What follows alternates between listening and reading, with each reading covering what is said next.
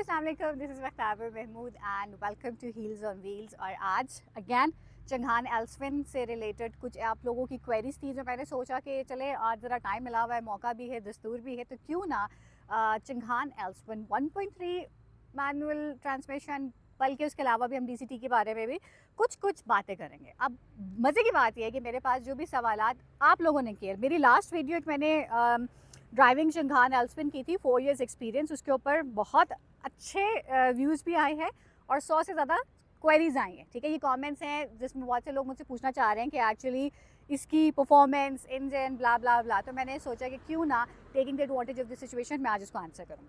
सबसे पहले जी जुन्नैद निसार साहब पूछ रहे हैं कि जी engine performance, fuel mileage, maintenance expense, parts availability, सब चीज़ें जो है ना, ये सारी चीज़ें एक्सप्लेन करें। Engine performance is top notch, 1.3 की तो बहुत बेहतरीन है। मुझे मैनुअल ट्रांसमिशन, मैंने आपको पहले बताया, मुझे बहुत पसंद है।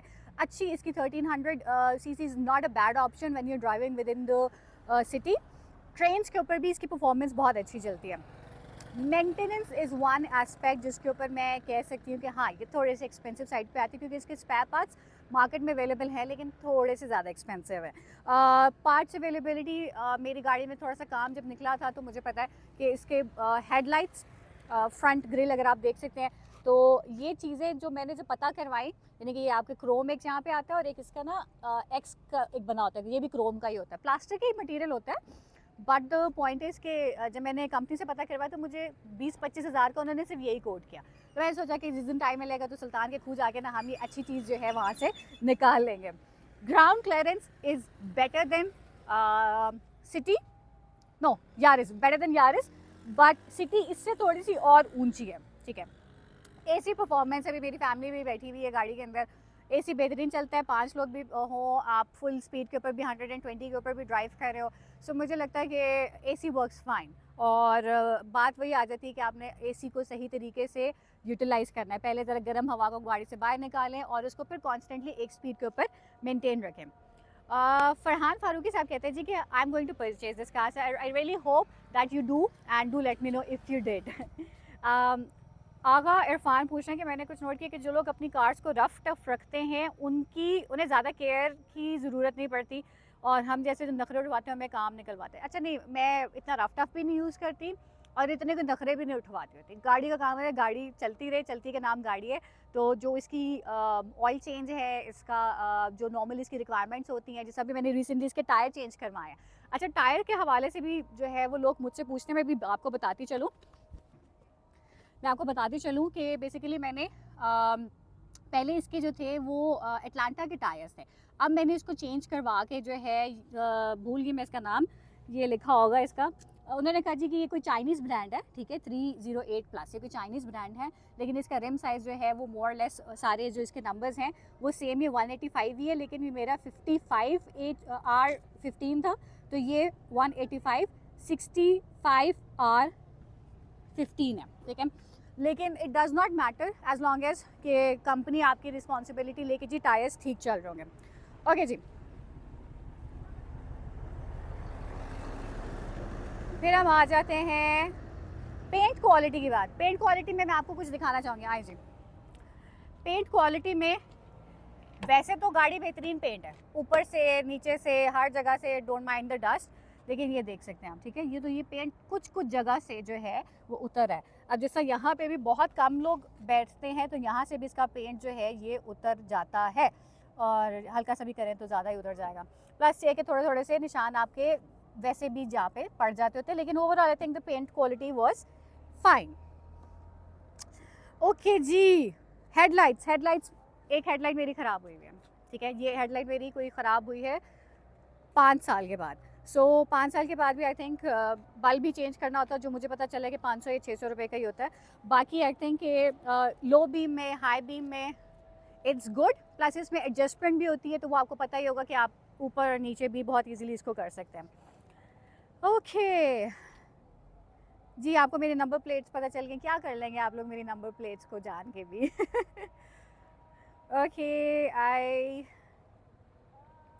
इंफॉर्मेटिव है, female representation, mileage and maintenance. Mileage a very important question.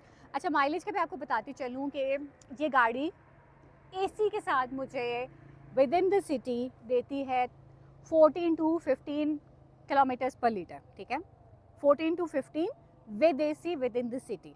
Highway के ऊपर विद AC ये मुझे दे देती होती है 17-18, विदाउट AC ये विद इन द सिटी मुझे अगैन 16-17 देती है, और हाईवे के ऊपर विदाउट AC ये मुझे 21 किलोमीटर्स पर लीटर तक दे चुकी है। ये मैंने हाईवे पे चलाई थी going to Peshawar, and honestly it was exactly like this.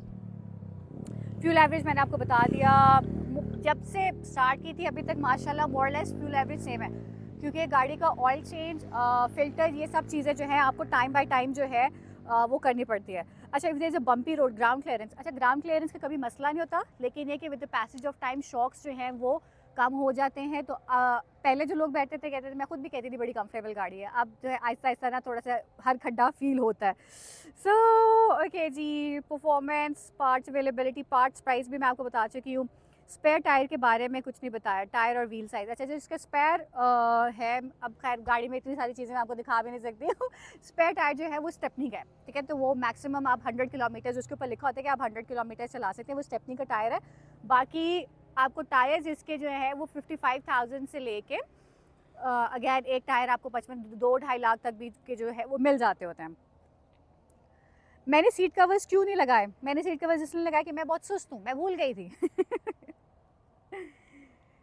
Okay, more less. अच्छा, एल्सविन और स्विफ्ट का comparison, okay, very important question, क्योंकि मैंने भी जब ये गाड़ी लेनी थी तो तब मेरे पास इस प्राइस रेंज में स्विफ्ट का ही ऑप्शन था, तो मैंने सोचा कि why go for a hatchback when you can have a sedan. Sedan का फ़ायदा ये है कि obviously you have good trunk size. Apart from that मुझे स्विफ्ट की बिल्ड क्वालिटी इतनी अच्छी नहीं लगती, मुझे सुजुकी वालों से मसले हैं, और वो इसलिए कि वो उस तरह की चीज़ ऑफ़र नहीं करते जितनी वो प्राइस चार्ज कर रहे होते हैं। ओके जी, ब्लैक एडिशन।